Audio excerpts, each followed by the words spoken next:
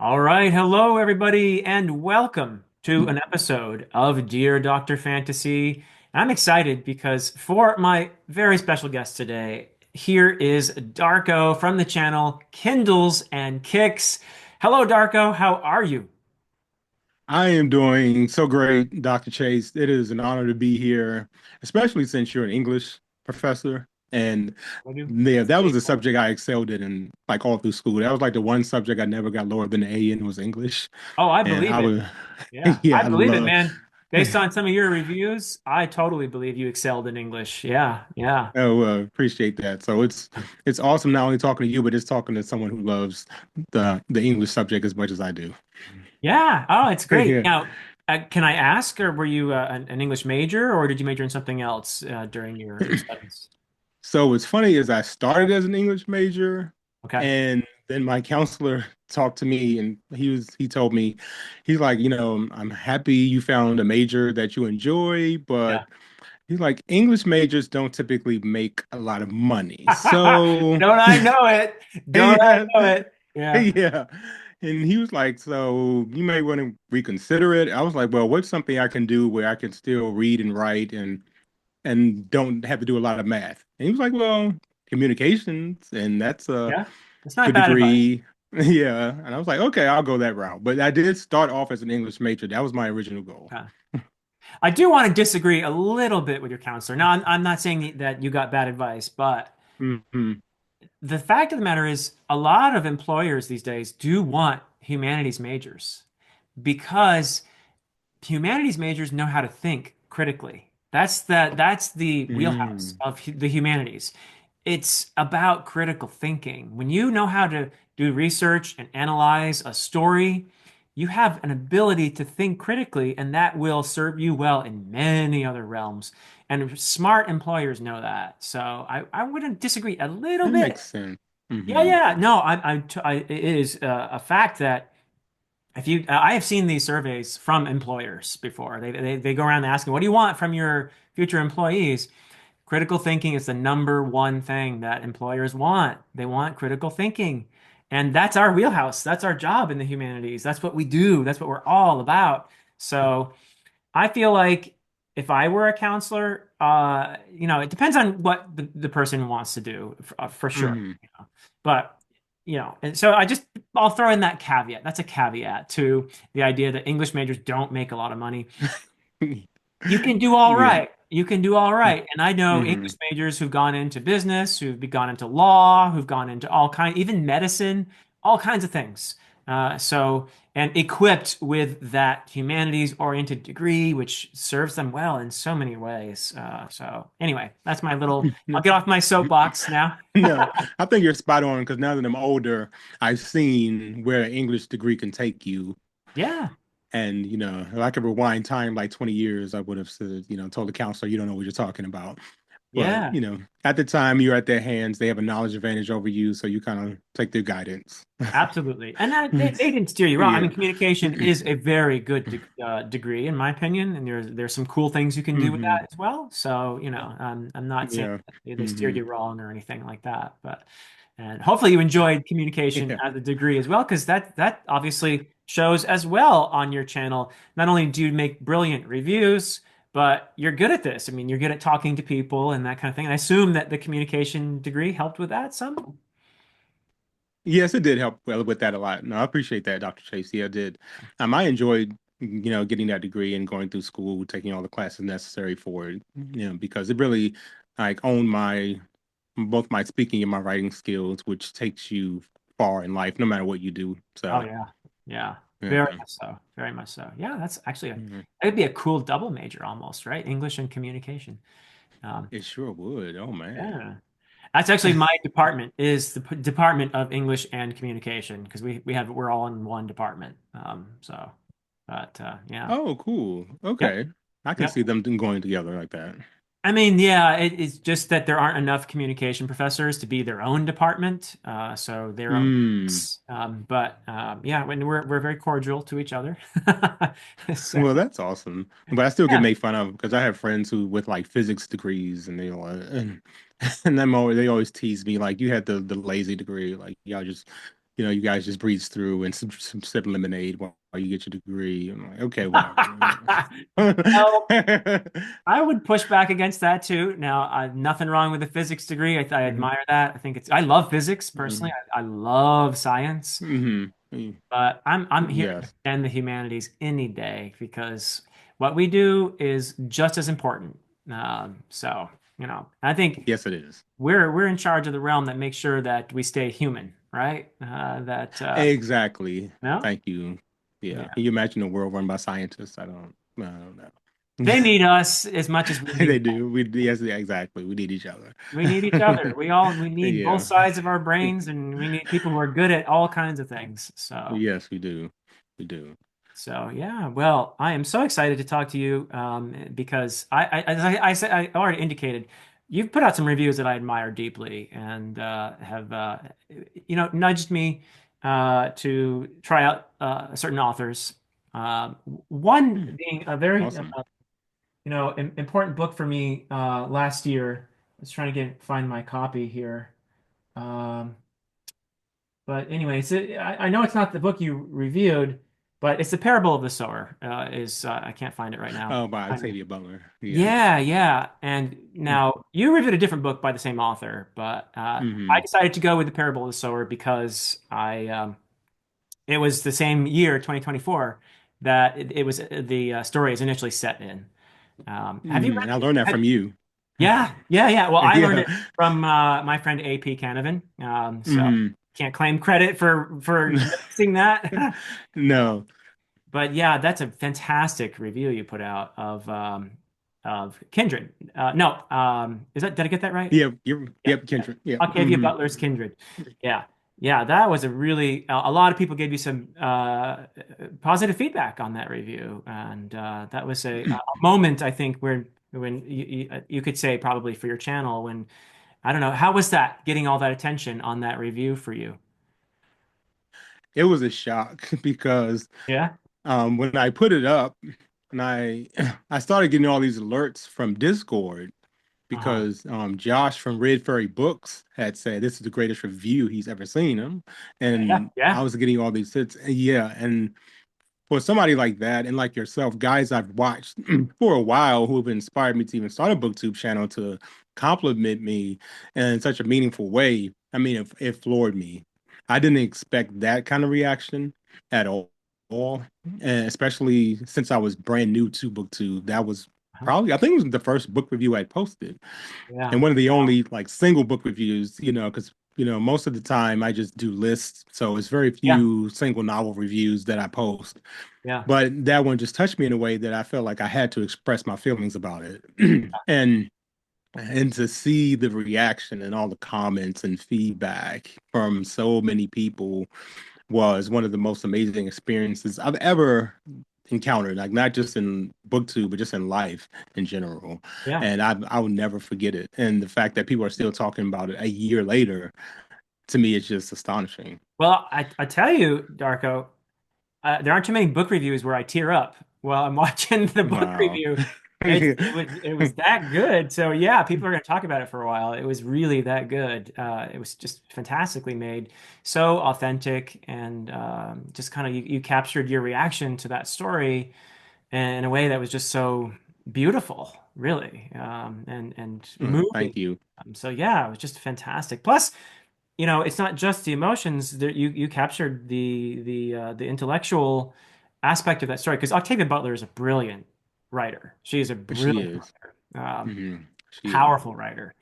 I got that from Parable of the Sower as well, which I need to follow up. I'm not sure which I'm going to read first, the Parable of the Talents or just dive into Kindred because that's the one I'm really excited to read. Or should I say excited? I'm actually a little anxious about it as well because I know it's going to be hard to read. I know it's going to be not an easy read, and I'll probably get emotional as well while I read it. But it's an important book, I think. Do you agree with that? That it's an important book? Yeah, I think it should be a fundamental read for anybody Yeah, who's interested in literature in general, because I yeah, think if you read it, no matter where you're from or who you are, it will change you in a deeply meaningful way, and yeah, it'll be an unforgettable experience, particularly if you're an American. and you know, or you're familiar with the history of America, Yep. and you'll see it also will help you appreciate how far we've come, despite our challenges as a nation. Like we've come an extremely long way, and it'll help put things in perspective for you, no matter how bleak things may seem at times. And that's Yep. what it did for me personally. Mhm. Yeah. We've come a long way. We still have work to do, I think. Yes, we do. But Hmm. yeah, we definitely still do. Yes, we do. But yeah, it's kind of Yeah, a, but I feel like life is often a two steps forward, one step back kind of thing. And hopefully yeah, it's it's, definitely a lot of give and take yeah, in life. yeah. Yeah, it's a chess game.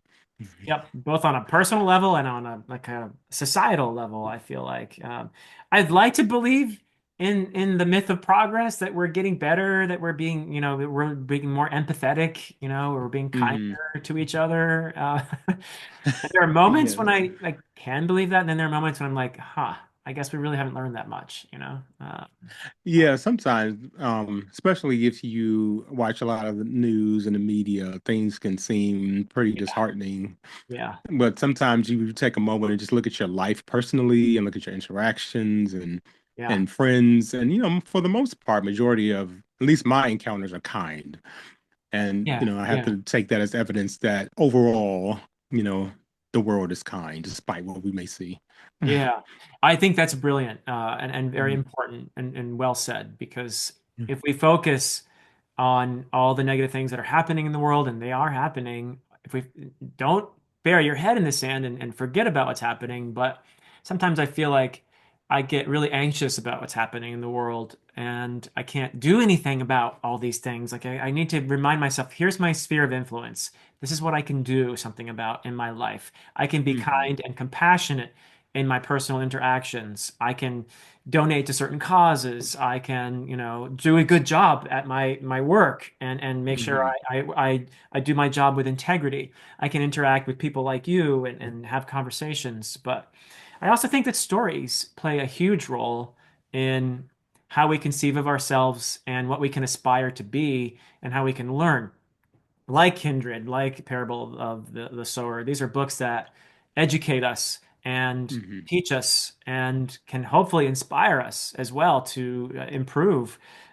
So, do you think stories have a vital role to play in changing society? That they can actually be that important? That stories, and we don't. I think often we dismiss, or some people, not us, you and I wouldn't, but a lot No. of people dismiss the importance of stories in our lives and the narratives we tell. But I think that stories have the capacity to make us all better. I don't know. Do you think that's a little too idealistic or what? No, I totally agree. I mean, stories are basically what defines our life. I mean, our entire life is Yeah, a story. The legacy we leave behind is a so story. true. Like, Yeah, Dr. Chase, when you've gone on to wherever, your children will be here telling stories about you, about dad, what he yeah, did, and that's the most important thing about our life. Not so much what we accomplish or what we do, but the stories we leave behind for others to carry on so that essentially, hopefully, we'll live forever. From generation after generation, when your great great great grandkids are still here, they'll still be talking about, hey, great great grandpa Chase, he did it. And that's essentially how we should learn from other people's stories, his story, that's how we grow, that's how we change, sometimes for the better, sometimes for the worse, because as true. humans, we are imperfect. But at the end of the day, it's the story that makes us who we are. And it's the stories that um, create our individualism and Yep. help us to become better people. Well, it's beautifully said. That's really beautifully said. Thank you. Yeah. And by the way, you can call me Philip. You don't have to call me Dr. Chase. We're friends here on Dear Dr. Fantasy, so you can go. We can do first name basis if you want. Oh, I don't, it's funny. If I had a PhD, I would like everyone call me doctor. But I know, I mean, your humility is awesome though. I mean, Dr. Darko actually sounds pretty cool, That actually. does sound cool. It has a ring to it, right? Yeah, Yeah. it does. I like that. Yeah. Yeah. Yeah. Got me Yeah. thinking. Yeah. Might be worth getting a degree just so you can do that, Just to right? put a doctor in front of it. Yeah. I mean, you could just Yeah. do it anyway, but yeah. Uh, That's true. yeah. But But the yeah, degree but might be fun too. But yeah, so that's beautifully said. And I think that that's probably a major reason why I'm here on this platform. I love the fact that my day job involves stories all the time and oh man. sharing my passion for stories with my Yeah. students. And some of them really are as passionate as I am, and others get the bug a little bit, during the course of Hmm. the semester. And I've had students tell me, I used to hate English class, and now I actually want to read more. And that is music to my ears. But what we do here Oh, on this platform, we are steeped in stories here, and I feel like yes. that's our passion, and it allows us to these in kind of interactions, these kind of discussions, and when we get to talking about specific stories like Kindred or whatever, they're Hmm. how we can aspire and how we can learn and connect with other people, and that's what this is all about too, Yes. isn't it? Like, isn't Yes, it it is. beautiful how you put out a review of a book and you got all this feedback from people who were deeply moved by what you had to say about that book, that you actually influenced a bunch of people in a really positive way. That's a fantastic feeling, isn't it? I mean, it's indescribable how that feels because when you put a review out, your initial reason is to just give your thoughts and to let people know how the book made you feel or whether or not they should read it. Yeah, But when a book impacts you so soulfully that people can see that through the camera, yeah. then that's a totally different experience. And the fact that you saw that and I expressed that convincingly to me is just, blew me away. And I'm happy to hear that it affected you as deeply as so many others. Oh my goodness, yeah, Man. yeah, that was fantastic. And you do a lot of other great things too on your channel. But yeah, No, that no, one no. is one I want everybody to watch, that review. So that's why I brought it up. No, I appreciate it. I'm proud of that one myself. So, Oh, you should be. You yeah, should be. yeah. You should be very proud of that. But you didn't begin with Kindred. You've been reading for a long time, and obviously I have. you went into your studies intending to be or thinking about being an English major, and so you've been a reader for quite a while. So if you don't mind, Darko, I'd love to get into my standard question here on DDF, which is going on the premise that you are what you read, Darko. What are some of the formative reads of your life? What are some of the, if you could take us on your reading journey, and you can go as far back as you want, but what have been some of the important reads that have helped to define you and brought you through life's journey? It's a great question. If my mother tells it, I've been reading since I was like two. Wow. So, I love it. yeah, I love it. yeah. Because apparently she used to read like Dr. Seuss books to me and give them to me, and I would Why? read back to her. Yep. That's Yes, good yeah. mom. Good Which mom. is yes, yes, yeah. And she loves reading, so she's the one who got me into it in the first place. Uh-huh. And when I was a little boy. It started with Goosebumps. That was like a lot of and Okay. Encyclopedia Brown. I Uh-huh. love those books. And I used to read those like like four or five of them a day. So Wow. yeah, because my mother would buy me. She would go wherever to the bookstore and buy me like a whole bunch of Goosebumps, a whole bunch of Encyclopedia Brown books. They would Wow. only last me for a couple of days, and then she was like, "Okay, this is too much money. So we're going to start going to the library where you can borrow books and then you can read them as fast as you want. And we can just take them back and you can get more.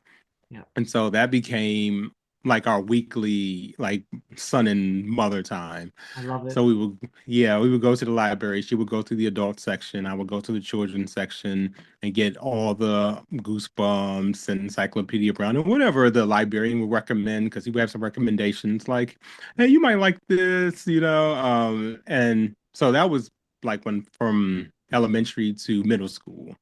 So you It were was the kid that the librarian loved because they knew you yes. were there all the time. This is making me smile so much because I went through this with my daughters.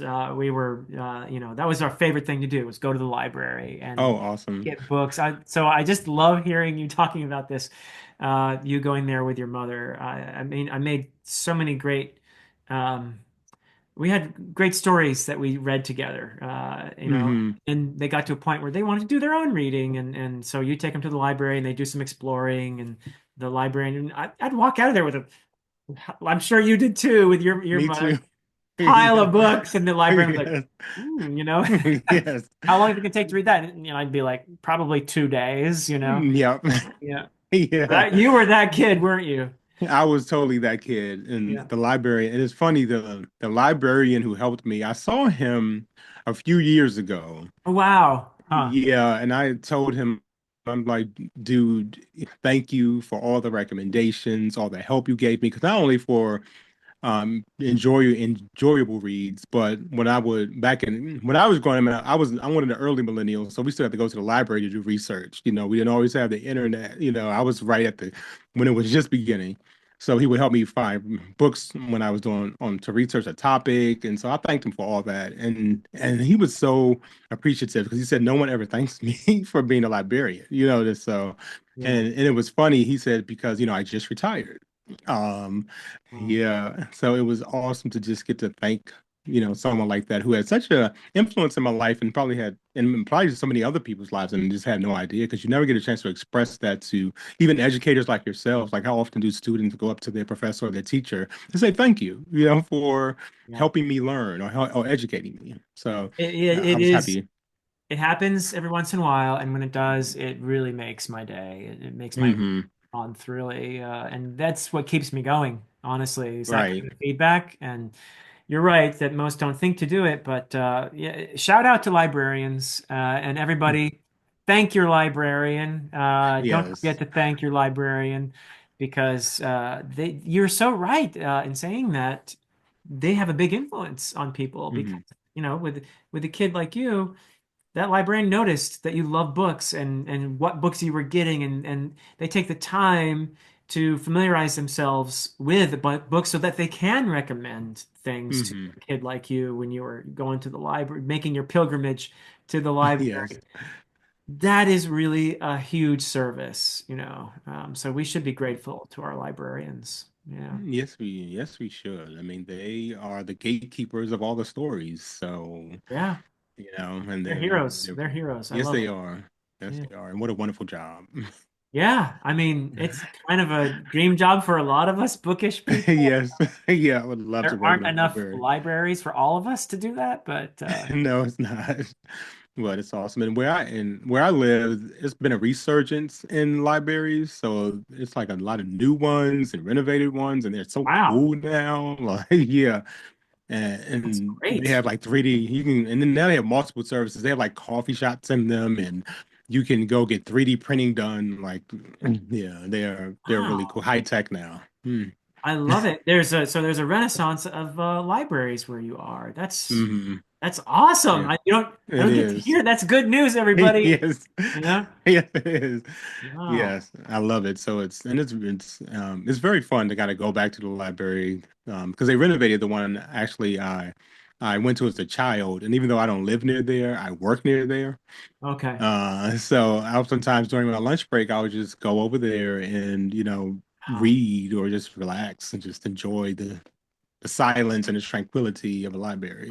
While being surrounded by books. Yeah. Yes, there's just something special about that. And it's funny, even though I read primarily on Kindles, I love being surrounded by books. It's just, I don't know, I can't even describe the feeling. It's so wonderful and peaceful and Yeah. soothing.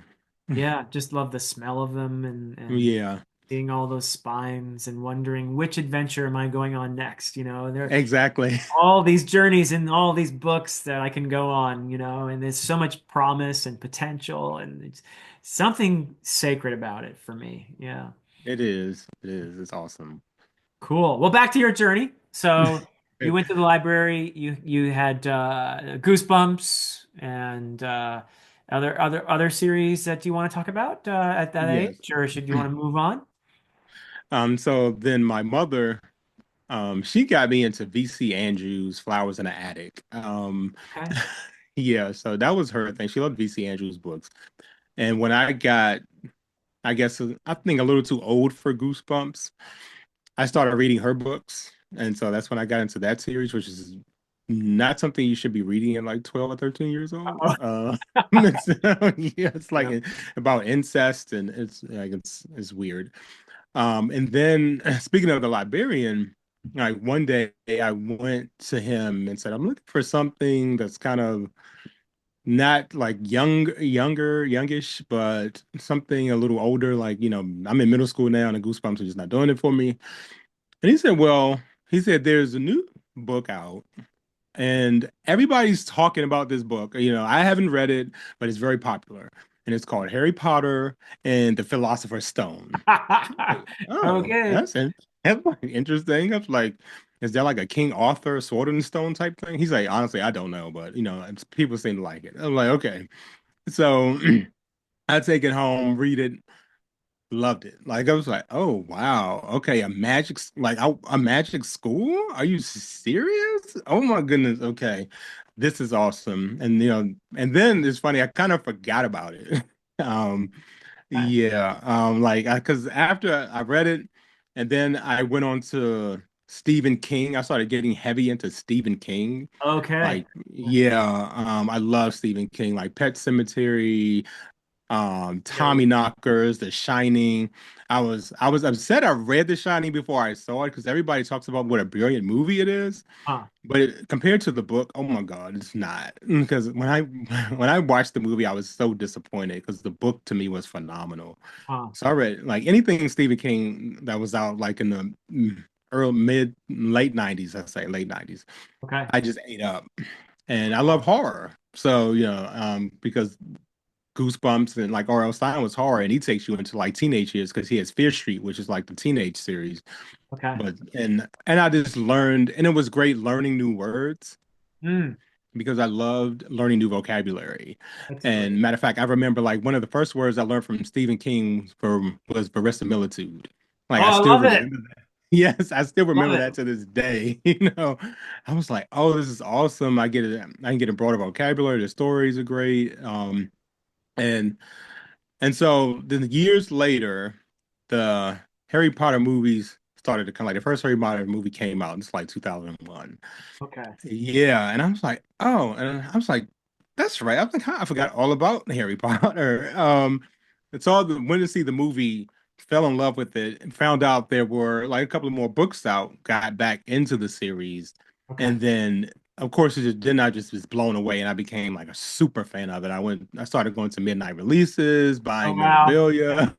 you know yeah, so I became like a Potterhead. I still am a Potterhead. I love that series, and it was a great escape for me because growing up, I grew up in I'm not going to say a bad neighborhood, but it wasn't the best neighborhood. Uh-huh. So my mother, she didn't like me kind of going out at certain times of day because it could be dangerous because you had people out doing certain activities that they shouldn't have been doing, and she didn't want me seeing that, even accidentally getting involved in anything. So Mm. she encouraged me to stay in the house, and she would do anything to get me to stay in the house. Like she bought me all kind of toys when I was a kid. She bought me my first computer when I was like 12 or 13. And at the time, like hardly anybody had a computer. She's like, look, anything to get you to stay in the house. That's why she would buy me books. But Harry Potter, when I discovered that, I didn't want to go anywhere. I could just read that and reread that. You were busy in Because Hogwarts. it Yeah. Yeah. Yes, yes. I mean, I just never, I mean, I have to applaud J.K. Rowling for creating such an amazing world for so many children and teens at the time. Yep. And it's kind of interesting because a friend of mine who he's a little older than I am, he said he had read an article that a lot of millennials have a bigger vocabulary, they're more articulate than previous generations because of Harry Potter. Interesting. And Wow. yeah, and I Wow. said, "Wow." I said, "That's all." That's He's a like, "Yeah, we didn't use." pretty big influence. Yeah. Yes, yes, it is because so many of us grew up on that series, And the great thing about it was that there was a black character in it. Yep. And Dean Thomas.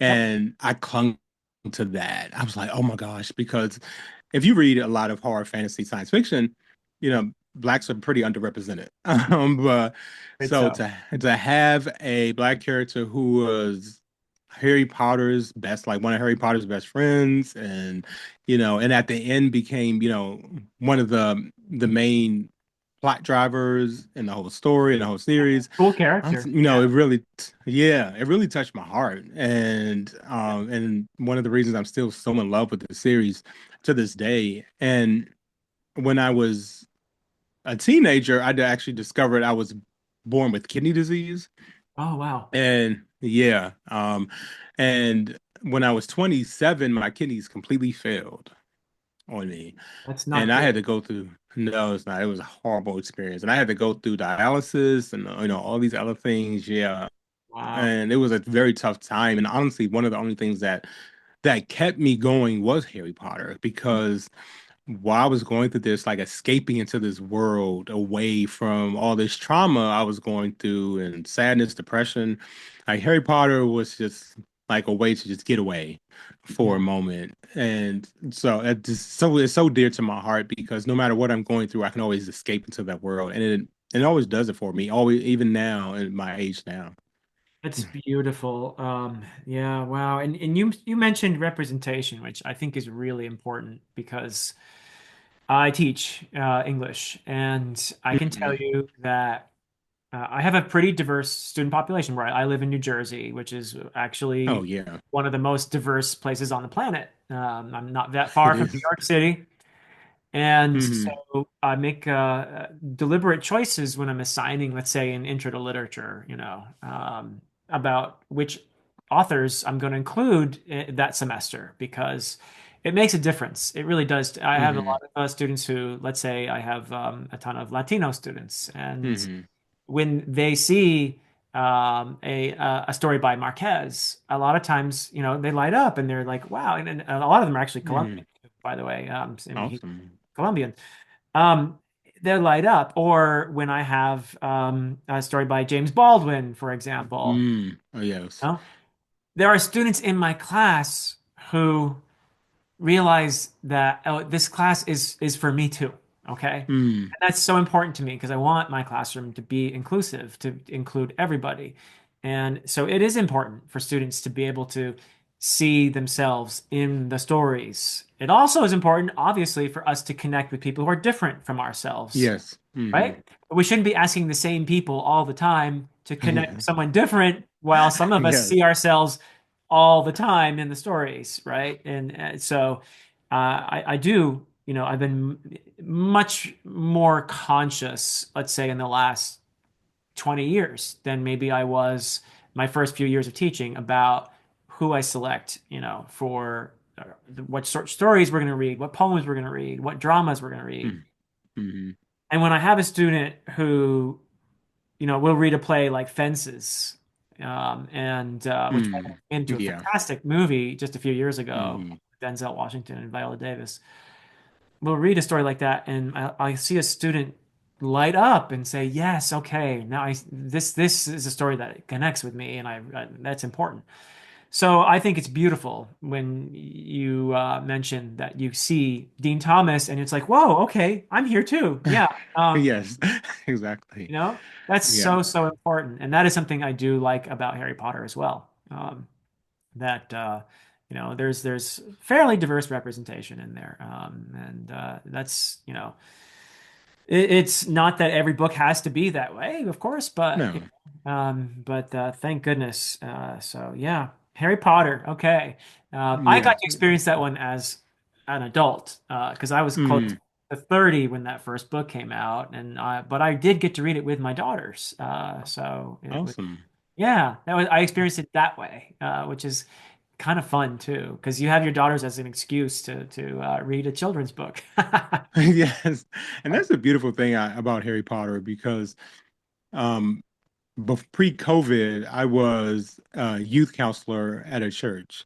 Oh, wow. And yeah, and some of the kids were reading Harry Potter, and I'm like, wow, like I'm a grown man, in my early 30s at the time, or mid 30s at the time, and I'm like, you guys are reading the same books I was reading when I was your age. I mean, it's amazing when a series or any kind of media or art transcends generations, and you can connect with it no matter your age or when you were born or your race or whatever. So I thought it was so beautiful to see the kids like talking about what house they were in, and I was able to connect with them, and I became like the cool counselor, which was nice. But yeah, I just love that series is near and dear to my heart. Yeah. And it was, like most of us, most people my age, it was like the gateway in, Yep.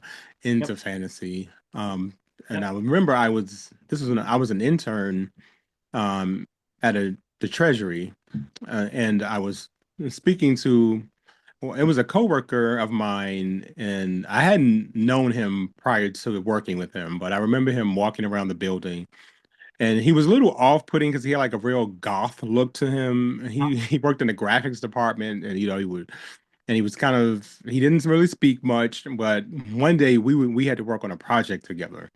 And so we got to talking about, what we like, and I was talking about Harry Potter.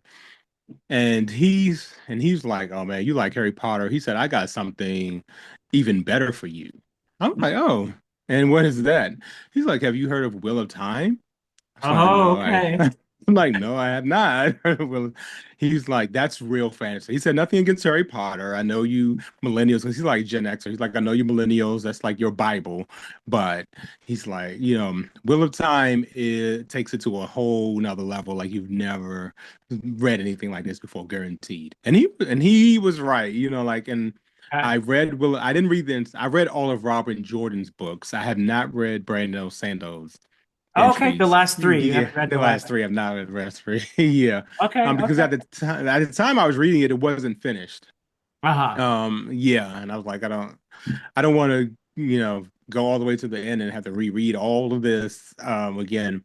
But he was right. I was like, wow, like I was blown away at the imagination of Robert Jordan. Like how does someone come up with all these different cultures and worlds and Yeah. languages and histories. I had never experienced anything like that before in my life. And I know people now, they have the issues with Wheel of Time, but I mean, you cannot take away the imagination of Jordan and the world he created Yeah. because to me, it's nothing. I mean, I guess the only comparison would be Token, like and like with the world he created. Like I mean, is like nothing is still, but it's nothing like this that in existence like Wheel of Time. And I think everyone should read it just because if you're a fantasy reader, I think you should. Even if you read a few of the books, I know people always talk about the slog, but I think it really teaches you how far the imagination can go Yeah. because Robert Jordan went to the limits in that world he created, and I don't know of any other world quite like it. That's really well said. Yeah. And I actually did not experience, I didn't know about the slog. So I didn't Hmm. experience it when I read Wheel of Time. I was just like, okay, here's Yeah. another one. And I agree that it's a beautiful example of world building. Hmm. That's the strength for me. The biggest strength of the series is the world building. I think there are, people could rank him as they wish. I have no, I don't care. But I think you could throw in Malazan in terms of world building, throw Yes. in Realm Yeah. of the Elderlings by Robert Hmm. Cobb. Yeah. Certainly, Brandon Sanderson himself has done some extensive world building in his Stormlight Archive.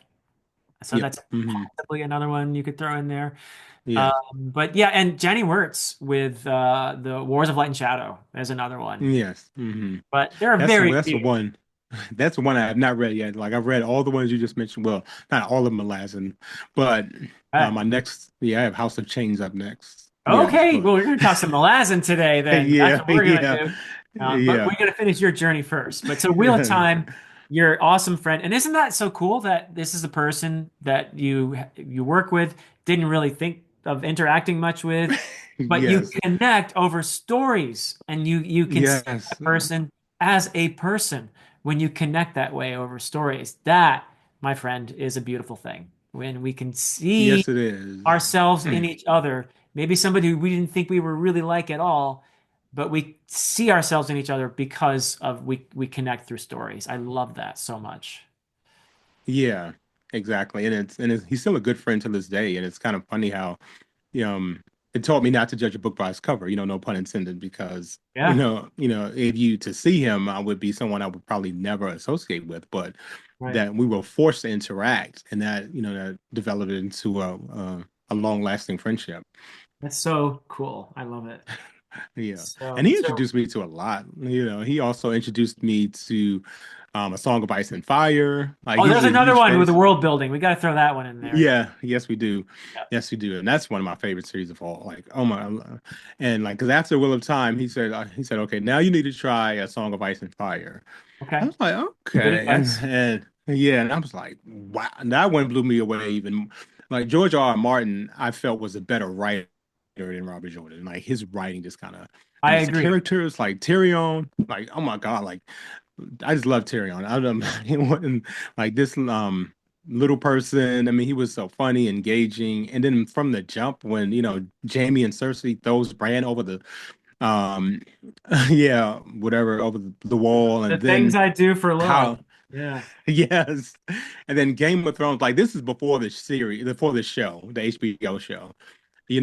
How the first book ends, and I was like, "Are you what?"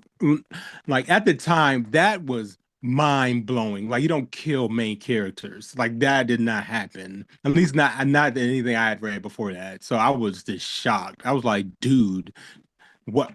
He's like, I know." Like, yeah. So yeah, that was after Will of Time. That was my next one, and then interesting. While I was on dialysis, I'm also encountered a really good friend of mine. Her name's Sarah, Yeah. and and then also that's my friend who's a physics major, Oh, okay. and yeah, yeah, and she was. I learned that she was also into fantasy, and she told me about Brandon Sanderson. Okay. And yeah, and she's like, we were talking about all the books we love because she's a Harry Potter head too. She's like, have you heard of Mistborn? I'm like, no, I don't. I have any no idea what that is. She's like, yeah, check. She said, check that out, please. She like you would. I think you would like it. Blew through it like the first three books. I think I read them in a week. Um, Wow. yeah, it Yeah. was so like Vin. Oh my gosh, the metallurgy or whatever, Yeah. Allomancy, and Almancy. Yes. Yes. Allomancy, like the magic system. I was like, wow, awesome. And she was someone else who was it's funny, she was kind of standoffish. And I guess maybe book nerds, maybe we're just, I mean, maybe some of us just give off that vibe to be left alone We're in introverts. our We're own world. introverts, right? Exactly. Yeah. Yeah. And she also introduced me to Dresden Files. Cool. And yeah, we read it together as a buddy read, like at the time, the whole series. You're And current. You're current with Dresden Files. I am, yeah, Okay. yeah, Wow. And that and one I've I only read the first seven. So yeah. okay, yeah, and I had never read anything urban fantasy, even though like I loved like TV shows because Buffy the Vampire Slayer is like my favorite show of all time, Okay, and I cool. loved Angel, all that. So and that was very much in that realm. So I connected with it immediately. I know a lot of people say like the first few books aren't that great, but I had a great time, with the first three books. I guess because it was so novel for me at the time. Yeah. So, I enjoyed it for what it was. And yeah, the series does go on to become, bigger and grander. What I But, hear. Yeah. yeah, and I actually got an opportunity to meet Jim Butcher. Really? Yeah. So several years ago with my friend I met at work, we went to a book signing of his. Cool. He had a local mall, and he was so pleasant. I mean, he was Uh, like, yeah, he was very, very nice, down to earth guy, and he took the time with every single person who came up to him to talk to him, and it was, I mean, it was. hundreds of people. It was like a Barnes and Noble. It was packed to the brim.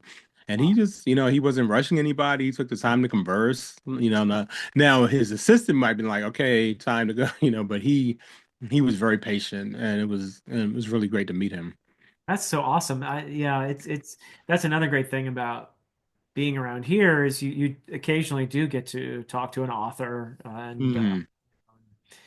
it's exciting to talk to somebody who has inspired you or has provided you with some good stories, you know. I love doing that. I've had the chance to chat with Jenny Wirtz and Stephen Erickson, for example, with Mark Hmm. Lawrence. These are authors who have really inspired me, and they're people too, just like us, Yeah. but there's still a Yeah. part of me that's like, this is my hero here, you know? I mean, these are Yeah. my literary heroes, and so it's special to get to talk with them and meet them that way for sure. And speaking, I love Mark Lawrence. Oh Like he yeah, was my introduction to grimdark. I know so many people say Joanne, they laud Joe Abercrombie, and I do like Joe sure. Yeah. Abercrombie, but Mark Lawrence was my introduction to grimdark with um, Broken Empire. Empire of Thorns, Yeah, Broken Empire. There we go. yeah, Broken Empire series, and when I read it like from the beginning, like Prince York, I just thought he was just so unapologetically insane yeah. and sadistic. Like, I mean, and I loved it. I'm like, wow, this is something you can read in a book. Like, I mean, yeah, like it's like no censorship in books. Like they don't have it. It seems like they don't have the same PC as like in movies and TV shows. Like you can just go for it, Yeah. And reading Prince York and wow. I mean, I don't. Maybe that says something about me. Hopefully, I mean, I'm not demented or anything, but I enjoy reading it. I do think that it's a fascinating character study and psychological journey that you cannot understand until you read all three books in the trilogy. Hmm. You don't know why Jorg is the way he is until you finish the third book. And once you Yeah, he realize that, I think not that you excuse anything that he does, because he does horrible things, he does. but you come to a place of understanding of understanding that rage, and that Yes. trauma. And I think it's a really important trilogy. It's actually Mark Lawrence's only grimdark series. Everything else he's written is really not grimdark. Hmm. And I love that one, but I think for me, I also love the other series set in that same world, the Red Queen's Red Queen's War. War Yeah, trilogy. I haven't read that yet. That one Yeah. has a different narrator who is hysterical. It's that one's not grimdark. I mean, it's dark fantasy, but it's not Hmm. grimdark. And Jalen is just hysterical. And unreliable as well. And you always remember with Mark Lawrence's first person narrators, maybe you shouldn't take everything they say at face value, you know. Hmm. Yeah, And he's a brilliant writer that way. He does some really cool things. But Book of the he Ancestor. is. That's another series that had me in tears. Book of the Ancestor, that trilogy was with Nona, just fantastic. And then I haven't read anything after that except for the Library trilogy, which I'm waiting for that third book this year. It's my most anticipated release, along with Joe Abercrombie's The Devils, probably. And Hmm. yeah. I'm also looking forward to my friend Von Roycroft's book, the third book in his Sunder Nation trilogy. But yeah, Okay. I'm really excited for the book that held her heart, is the third book in the Library trilogy. Have you started that yet, or Yeah, I read the book that wouldn't burn. okay, cool, Yeah, cool. was that 2023 when it was released, I believe? Yes, Yeah, yes. I read it the year it was released. Loved it. I mean, it was so genre bending. It's like fantasy, sci-fi, mystery, horror. I mean, he weaved so many different story types in that book so well. I enjoyed it from beginning to end. I thought it was an awesome novel, and I do plan to reread it when the last one is released and just read all three straight through. Okay, cool. Yeah, Yeah. yeah. I'm looking forward to it. I heard from a couple reviewers that I really respect that it's tearjerker, like the third book. Oh, Yeah, man. Yeah. Oh And I know no, that Mark okay. Lawrence knows how to he's the rare writer who can actually make me laugh and make me cry. And that's Yeah. there are certain writers that get me the tears going really Hmm. effectively. And then there are others who tend to be like Joe Abercrombie, for example. I've never cried once during reading anything First Law, but he makes me laugh all Mm. the time.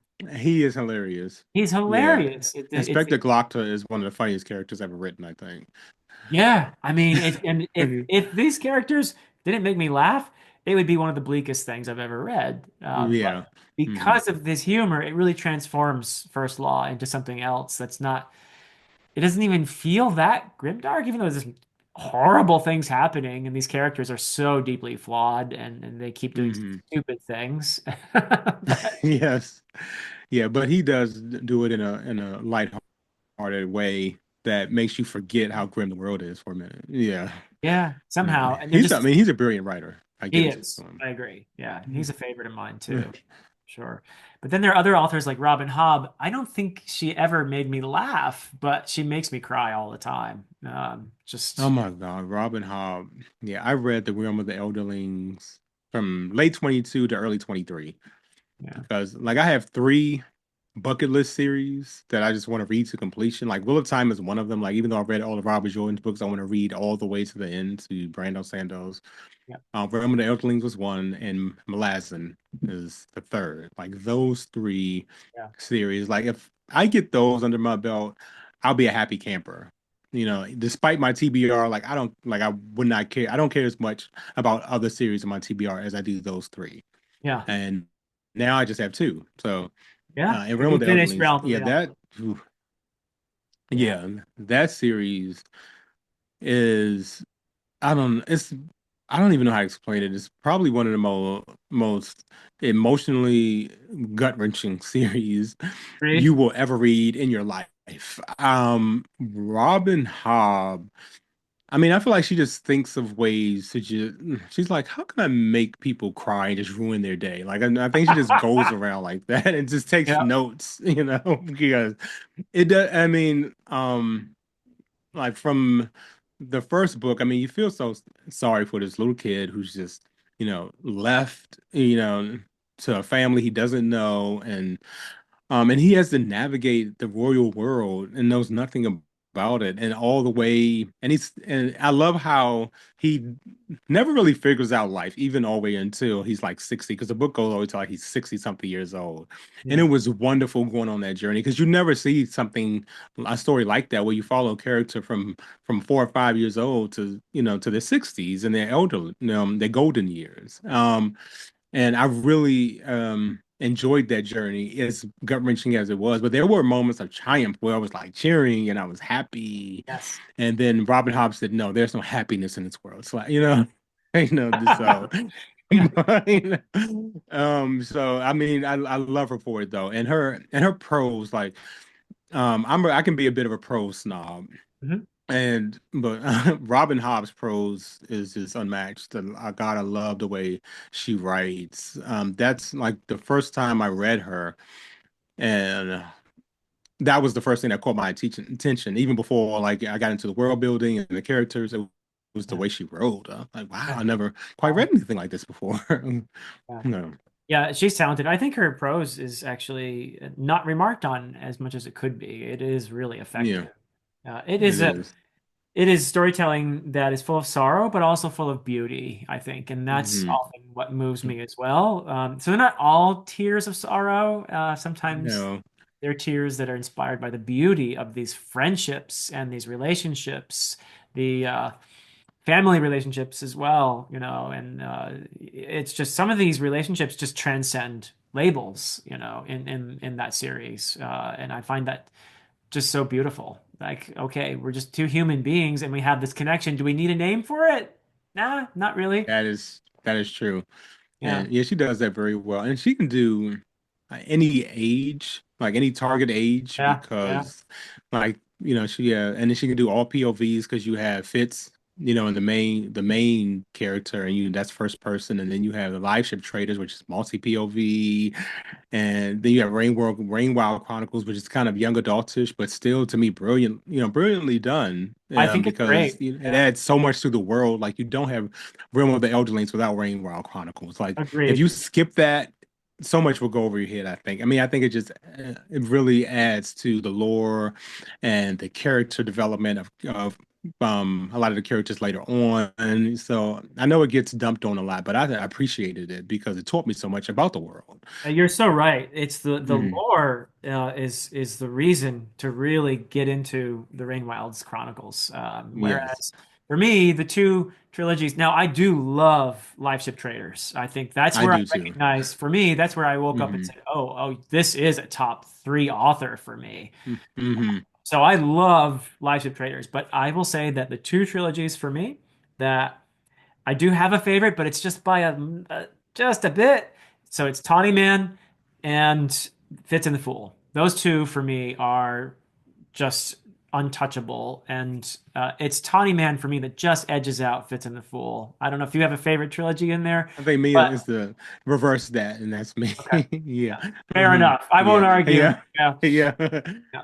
I Yeah, mean, they that's both me. had me in tears multiple times. So Yeah. Oh my God, tell me about it. And like bawling. Like I don't like sometimes I'll get misty eyed, but yeah, she had me like bawling ugly and crying. Yeah. yeah, ugly crying. And they're like my husband and I, we read together a Oh, lot. that's And beautiful. so and then he'll be and I can't remember what book it was, and he's like, "Are you okay?" Because I was just bawling, crying.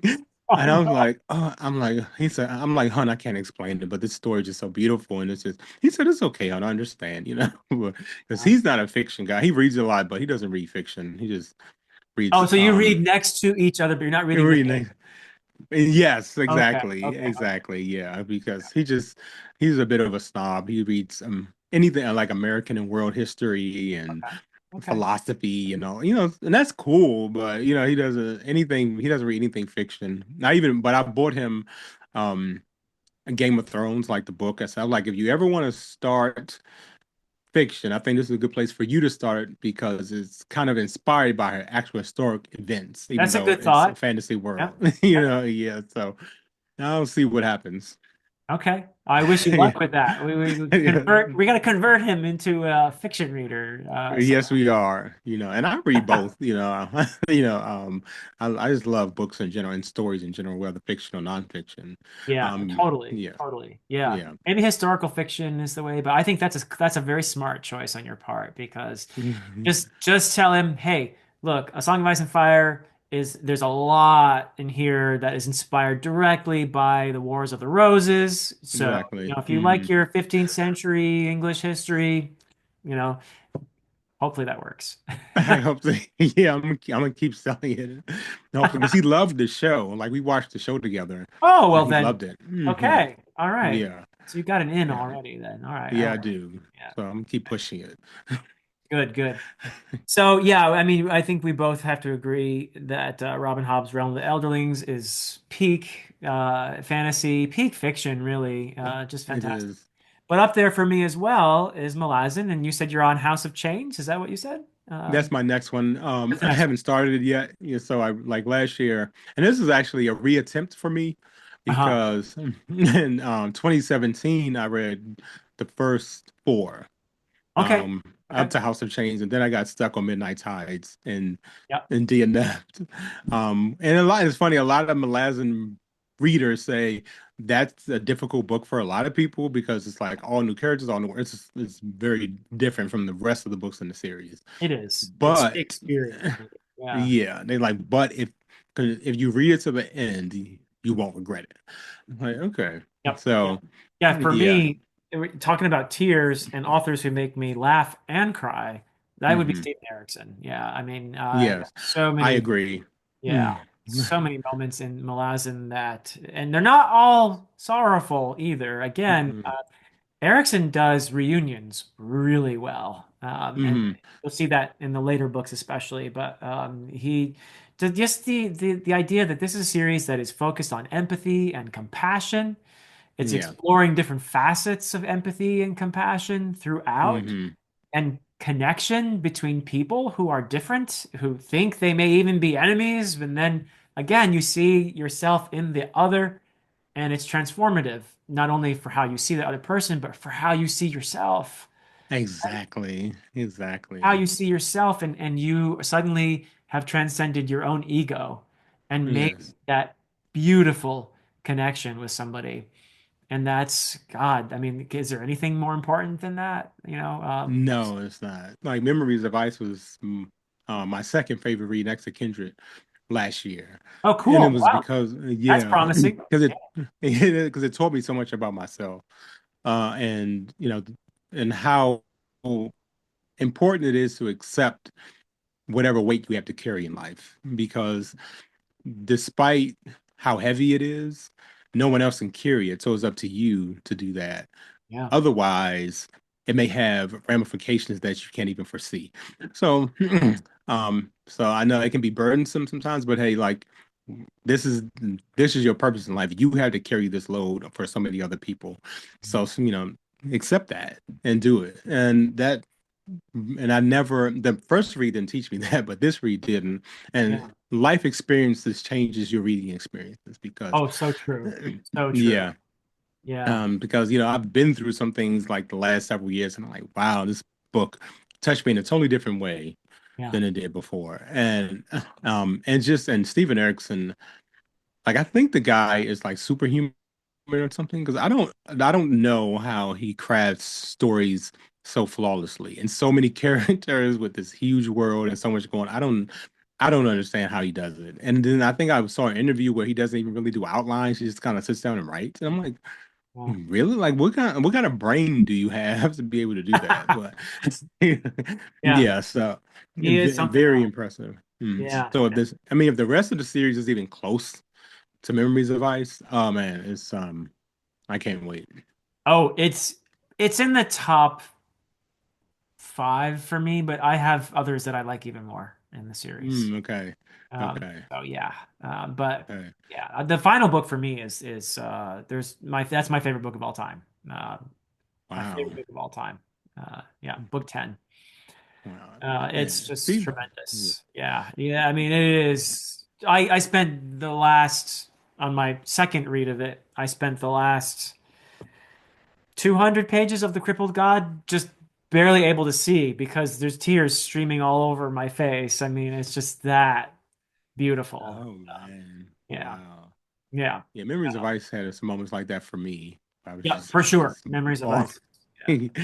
yeah. And Steven Erickson, he does like the buddy cop thing very well for me. Uh-huh.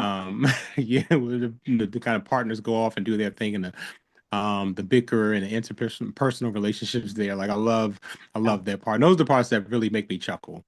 Um, Well, that's because, and you got to give Ian Esselmont credit there because they gamed this world before they wrote their books in it. They co-created this world and they gamed it, and they did it mostly with each other, and they were playing oh, these partner roles all the time. So you have Malazan is famous for its duos because they got these voices for these characters while they were gaming, and they're oh, interesting. yeah, yeah, it's a cool thing Okay. about Malazan is that they gamed it. So in that sense, I mean, yeah, I'm sure that Erickson made up a ton of things as he was going along, but also this was a world that they lived in for a long time before they wrote all these stories because they gamed it, so that's a kind of That hallmark makes of the sense. series. Okay. Yeah, yeah. He is Okay. genius in my mind, but he's also an incredibly chill guy. He's very down to earth as well. I've been fortunate enough to talk to him a few times while I was doing my read of Malazan with AP Canavan, who is actually Erickson and Esselmont's advanced reader, or one of their advanced readers. Oh So, yeah, his Malazan content oh, it's saves my fantastic. life. Like Yeah, ABK. Yeah. Like I love watching his Malazan, and especially while I'm reading it. Like he provides so much insight he into the does. story. Yeah, he does. He does a wonderful job. He's brilliant. Don't tell him I told you that, but he is brilliant. I'll keep it between us. But Erickson too, for me, as a reader and as a writer, he freed my imagination. It was Mm. for me. I wrote my first two books in my Idan trilogy um, before I read Malazan the first time. I Mm. wrote the third book in the my Idan trilogy after reading Malazan, and I will tell you that Erickson gave me permission in my mind to just do things that I didn't realize. Oh, I can do this in fantasy. Oh, that's cool, Mm. right? Ooh, okay. So for me, it's not that I would not say it's like Malazan or anything like that. It's just I went places in that third book. I took a lot of risks in that third book, and I feel like that perhaps from the feedback from readers, at least I think it had some payoff. Listening to that voice that it was a result of reading Malaz and saying, "You yeah, just do this." Like the third book is really an aftermath book. Like what happens after the big battle is over, the war is won, and the hero has made Mhm. that ultimate sacrifice. You just don't go back to your normal life again. You know, Hmm. that doesn't Wow. seem like a good premise for a book, probably. Like, oh, what's the aftermath here? But that's kind of what the third book is in a way. And I also introduce a brand new character in the third book that, Really? yeah, Okay. turns out it's a major important character. And it turns out to be like, for a lot of people, the favorite character in the entire trilogy. And that's because Steven Wow. Erikson will introduce brand new characters in the fifth book, and Yes. so Yeah. just he gave me permission to do weird stuff. And That's I awesome. feel like it had some payoff anyway. So yeah. But so it had a big This, influence on me in that sense. Yeah. oh, and I'm sad to say I haven't read your series yet. Oh, that's fine. Um, Yeah, you have a lot of good things to no, read. So yeah. no, but it's funny because this morning I was like, I want to read like at least like the prologue or something before I come on here. Just to, Uh, yeah, yeah. So I read the prologue. Dude, amazing. I was like, yeah. I wanted to keep reading. I was like, oh man, but I got so many other books I need to read. But your prologue in Way of Edan is awesome. I Cool. mean, great job. And I love a good prologue, I do which too. is, Yeah. yeah, and Steven Erikson excels at that. Like Oh my yeah, goodness. I Yeah. remember every prologue in all of his books. All of them are just phenomenal. So much recontextualizing, so many themes that are being set up, so much foreshadowing that's being done in Hmm. Stephen Erickson prologue. It's just Yeah. anyone who says, "Oh, I don't read prologues," I mean, what? Really? I don't Like understand that's like saying I that. don't read the last chapter. It's pretty much Yeah. okay. You do you, but man, you are missing out if you're not reading those prologues. Um, Yeah, especially if you read Malazan. yeah, Oh my God. yeah. I Well, love a I'm good excited to prologue. see where you go with your Malazan journey, Darko. I'm really excited because the fact that you like Memories of Ice the way you did is a very good sign, I think. And I'm not going to Oh, say there won't good. be moments in the future where you're frustrated, maybe, or whatever, but there's some beautiful things to come. And if you're okay with Erickson continuously experimenting, continuously keeping you a little off balance, a little Yeah. uncomfortable. In other words, if you're comfortable being uncomfortable, if that makes sense, then Yes, it totally. helps a lot with reading Malazan. I felt that way when I was reading Dark Tower a lot. It's like, what is Hmm. this? Where are we going here? Yeah. And that's another thing that Yeah. Erickson and King have in common in those two series is they go for it. They just go for it. They Hmm. swing for the fences, and Yeah. it's just so bizarre at times. And I learned as a big time Tolkien fan. I'm coming into fantasy as a Tolkien, aficionado and snob. Hmm. Yeah. And it's writers like Yeah. Erickson and King who just like, no, I'm not going to let you just be comfortable with your tropes. And I'm going to subvert. I'm going to push you off balance. I'm going to, Hmm. and that was really good for me, Yeah, to, and they do it so well. yeah, Um, yeah. yeah. So, Yeah, and I haven't read Lord of the I tried to read Lord of the Rings and couldn't get into it. yeah. And I You love watch the the films? films. Okay, I there we love go. the Yeah. films, love them. Yeah. It's funny, the first time I watched the films, I had no idea they were based on books, which Oh, is really? yeah, I had no idea that this was a Yeah. book series. Okay. And then when I found out, I tried to read it and I'm like, I don't know, I could not. get into it. I even got like a special edition, like because Apple had a special ebook edition on their books app Oh, where wow. they actually had um excerpts from Tolkien like singing the songs in the book, which is kind of cool. Wow. Huh. Yeah, but that helped a bit, but I couldn't really get into it. But I do want to go, but I do need to read it because I think that's like necessary reading if you're a fantasy fan to see like who was the inspiration for what we love so much today. It's seminal in so many Yeah. ways. But I have had a lot of, you're younger, so I'll forgive you Yeah. for Yes. your I Lord of the did love The Rings. Hobbit though. I do Okay. love All right. yeah. That's promising. Yeah. But the thing is, I've had numerous younger people who love fantasy Hmm. say to me, "Yeah, I really struggled with Lord of the Rings," but eventually they go back and it clicks, and then they even get through the entire series. And what some of them sometimes will tell me is, and then I go back to modern fantasy, and it feels so bare. It feels like, wait, where are the hillsides and the mountains and the rivers and all the Mm, description, yeah. that you kind of once you get used to it, I think you can sort of sometimes anyway, appreciate it and sort of bathe in that world building. I mean, the dude spent decades in that world making languages I and know. mythology and Mhm. history and all of it. Just that you can feel the three dimensionality of that world, even in The Hobbit or in certainly in Lord of the Rings. But yeah, Yeah, you can. I mean, to me, it's almost biblical, like what he created. yeah, Um, oh yeah. you know, I mean, I mean, the it's not. Silmarillion starts out with the story of creation, literally. Yeah, yeah. I have, yeah, read a little bit of Silmarillion, and I'm like, wow, Tolkien was serious, about this. Yes, he You was. know, Yeah, like, he really was. Yeah, and I'm sure, hopefully, there's an afterlife, and he can see that his story is still valued to this day, or yeah. so I hope he can, because it's wonderful. Well, you talked about legacy before. I mean, yeah, that's Yeah. some Yeah, legacy. and he has the ultimate one, Yeah, yeah, because I yeah. think it's like next to the Bible, it's like the highest selling book of all time. Like Something the like that. Yeah, yeah, yeah, yeah. So I mean that's a heck of an accomplishment. yeah. It really is. Yeah, but it was the story when I was a 12-year-old kid that made me Hmm. not just a lover of fantasy, but a lover of reading. Like I wasn't, Hmm. I was good in school and all that, but I wasn't passionate about reading.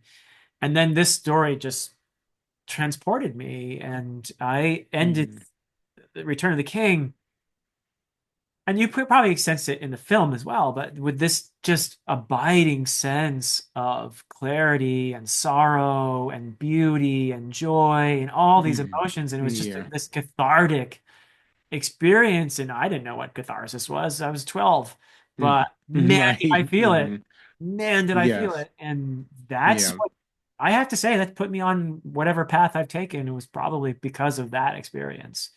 But yeah, that was my Hmm. Harry Potter, I guess, for people your generation. Um, Yeah.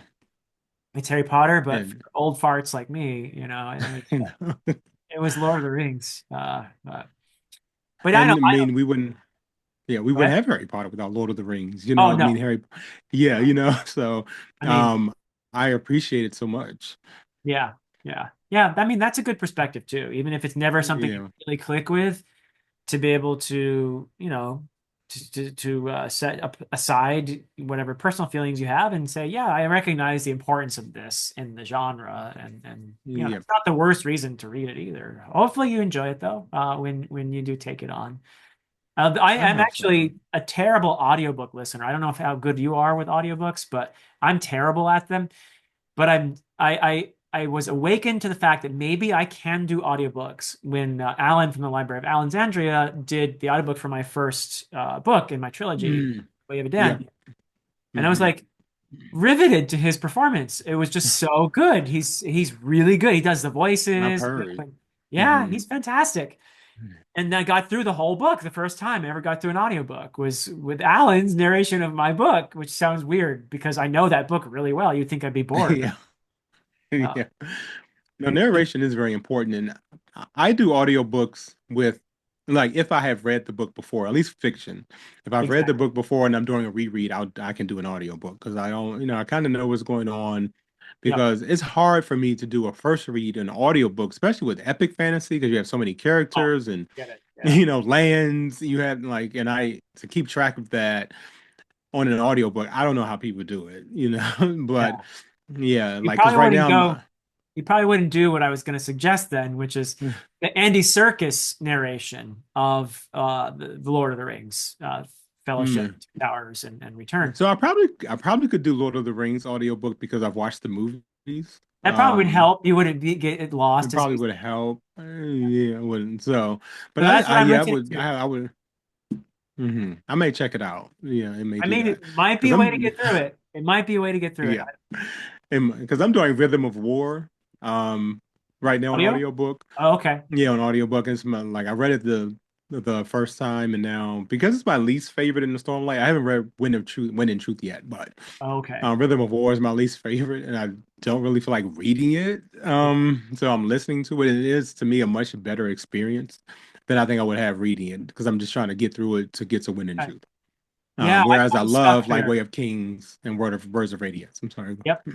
Yeah, I'm Mhm, actually stuck there. I'm similar because I loved the first two. I actually really enjoyed the first two Stormlight Archive books. mhm, Oathbringer got a bit tedious for me, and mhm, I'm thinking for similar reasons, I'm going to end up really not loving Rhythm of War because I'm not that interested in how fabrials are made and all of Me that. neither So, at all. No. so I'm kind Yeah. of I've been dreading Rhythm of War, but I do want to read at least the first five books in Stormlight Archive because I'm not a Cosmere reader. I read Mistborn, the first three, Mhm, the original trilogy. mhm. I have read the three books that he wrote for Wheel of Time, and Okay. I've read the first three Stormlight Archive books. So that's nine books by the dude that That's I've a good read. amount. That's not Hmm. bad. Yeah. No, it's not And I bad at do at all. least want to finish this first arc in the Stormlight Archive. So maybe I should Yeah. try audiobooking Rhythm of War if I can get through the Lord of the Rings. That's what I'm trying now. So Yeah. Yeah, I think you should rhythm because I think Rhythm of War translate better in audio than reading it because it doesn't seem so tedious about all the Fabrial science and everything. And so I would suggest that because yeah, it can get pretty dense and so I guess someone with a more scientific mathematical mind might appreciate it, but I'm just here for the story and the drama. I don't really, long as they do work, I don't really care about how they work. That's why I love Malazan. I love soft magic systems. That's why I like Harry Potter. I yeah, don't need all the explanations behind how things work, but just as long as they're cool, that's all. that's where I am too. Really, I like some mystery and wonder in my magic. You know. Exactly. Like to me, it's not magic anymore once you know how it works. It's Yeah, now it's exactly. governed by some kind of physics, and I don't need to know that. Oh, I don't want that. That's kind of where I am personally too. Now I respect someone who's different, who enjoys the integration of an intricate magic system into the plot of the story, and that's what Sanderson does really well. So He my hats does. off to him for that. But personally, I don't want my magic to be undergo vivisection. No, It feels dead to me, at least, or sterile instead of mysterious and full of wonder and all of that. So, exactly. The very definition of magic. yeah, It's I'm wonder. not supposed to know how it works, right? And no, you're not. But I mean, I respect Brandon Sanderson for his approach to explaining the magic systems in this world Clearly, it because he's works. A very lot of people love detailed. it. Yeah, Yeah, yeah, yeah, no one does it quite like him, but yep, I do prefer my magic unexplained. yeah. We don't want to take the magic out of the magic, right? Exactly. You know. Oh man, I totally agree. Yeah. So I want to give our the people who are listening to us a sense of where maybe you want to go with your channel. What do you have plans? Do you plan out things, or do you just kind of wing it? Or what are you excited to be reading in the near future? Where do give us a sense of what we could expect over at Kindles and Kicks, which of course will be linked in the description. I don't really have a plan. When I first started, I was like, yeah, I'm going to talk about shoes and sneakers and I mean shoes, sneakers and books That's the and Kicks part of Kindles and Kicks. yeah, it's a kicks part. And then it's funny. because then I realized like it's kind of difficult to like make content about these two things who have such vastly different audiences. Like it's rare you meet book nerds who are also like sneaker heads I know like Mike myself. is Mike from Mike's Book Yeah, Reviews. Mike, he is. Yeah, he is. He He's a loves the sneakerhead. sneakers. Yeah, he's a Yes. collector. He, yeah, he's one of the few. And so so now I'm more targeted toward books more so, although I do talk about sneakers when they relate to books. So if Okay. so yeah, so when there like collabs, like I think the last cool one was Puma did a collab with One Piece and they helped Oh, release the whole yeah sneaker line. I didn't know Yeah, that. so Okay. Wow. yeah, so things like that I'm gonna still talk about, but not just like just sneakers and just books to separate the two. I want them to kind of blend together. Yeah. And actually, what I want to do more is kind of like collaborate more with other booktubers Okay. because I love vibing over different books like this. I think this is the best part of BookTube, Oh yeah. where yeah, it's awkward like sitting and talking to a camera. I might take I think it's Matt like at Matt's Fantasy Book Reviews. I think he says he's just like one of his daughter's dolls on the camera and talks to that, and that Oh, is kind that of right? Oh, I didn't know that. yeah, it kind of helps simulate an audience or a person in front of him, which I think I had to try something like that because I'm still not used to like talking in a camera by myself. It's kind of It's it weird. takes Yeah. it's very weird. But yeah, I definitely want to just talk to more booktubers, get on more buddy reads. Like you mentioned James Baldwin earlier, and me Yeah.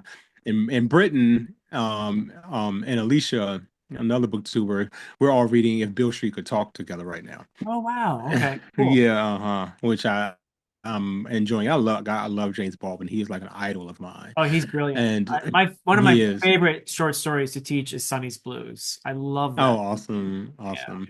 Yeah, and to me with his pro, like one of my favorite books of all time is Fire Next Time. And yeah, and I remember reading that and that was the first time I had read like a black author. Like he was one of my introductions to African American literature Wow. because in school we didn't really have it much at all.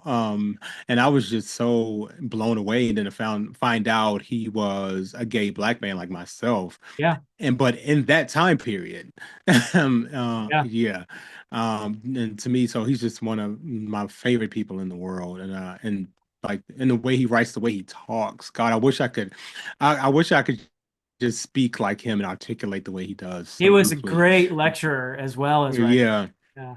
Yeah. yeah. Yeah. I love watching his interviews. He's so insightful and intelligent. But Yep. now but get back on track. Yeah, but yeah, Yeah. yeah, my channel, I collaborate with more booktubers.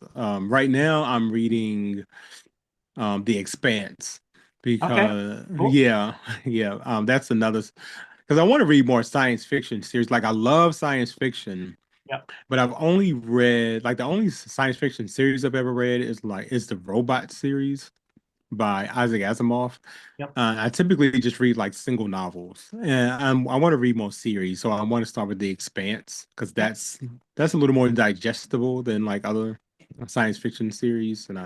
Cool. And I have read Revelation Space by Alistair Reynolds. That Okay. was yeah, that was good. But I want this year. I want to read more science fiction series. I have so many on my TBR that I need to read because I've read a lot of fantasy series, but not enough science fiction series. I love both equally. Yeah. Cool. Yeah. I don't read it nearly as much science fiction, but I'm gonna putter around some, I have read some of the greats. If Hmm. you include Dune, of course, it's Oh yeah, of course. fiction. Yeah. I tend to be attracted to the more sci fantasy or whatever you want to call it, the soft science Oh fiction yeah. stuff. So, Yeah. but yeah, I did enjoy. But what's the one with a strike? Why can't I think of that?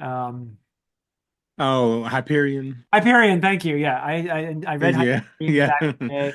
Loved it. Yeah. So it's not that I'm opposed to science fiction. It's just fantasy where's my heart. It's where my heart is. But No, I get it. Have you read Christopher Rocchio? not yet. But this year, later in the year, I'm gonna start Okay. the Sun Eater series. Okay. Yeah. Yeah, then I've read the first two main books and first novella Okay. in that series. Yeah, and to me it's going to be one of the greatest literary accomplishments in history, and once he's Wow. finished Okay. this, in my Okay. opinion, I Cool. believe that. But That's an endorsement. All yeah, right, and Darko, then I'll have to get yeah. on it then. Yeah, and he's, I mean, to be so young. I mean, I think he wrote Empire of Silence when he was like 19 or 20, like something like that.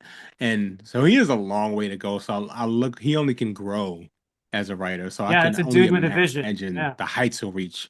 Yeah. Yeah, That's yeah, cool. That's really cool. Wow. yeah, Well, that's yeah. awesome. And I don't want to take too much more of your time, but I do want to thank you because number one, I really enjoyed this discussion a lot. And No, me too. good, good, good. Yeah, I know. And Yeah. as we were saying before we started rolling the camera, so to speak, or started recording. Um, this is one of my favorite things to do on this platform is to meet really cool people like yourself, and I get to grow when I talk with you, and I love that so much, and I'm grateful to you for that. So thank you for spending this time with me. I really appreciate it. Oh, thank you, Philip. There we go. I yeah, there we go.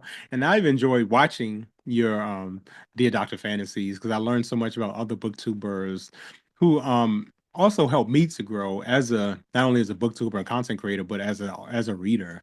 Uh, so I mean, I like the last one I watched was with Vera. I think that was the last one you did, and Yeah, yeah, yeah, God, she is so amazing, and like now I'm just obsessed with her content. So yeah. I mean, Good. thank you for putting others onto others like me out there and giving us a bigger audience.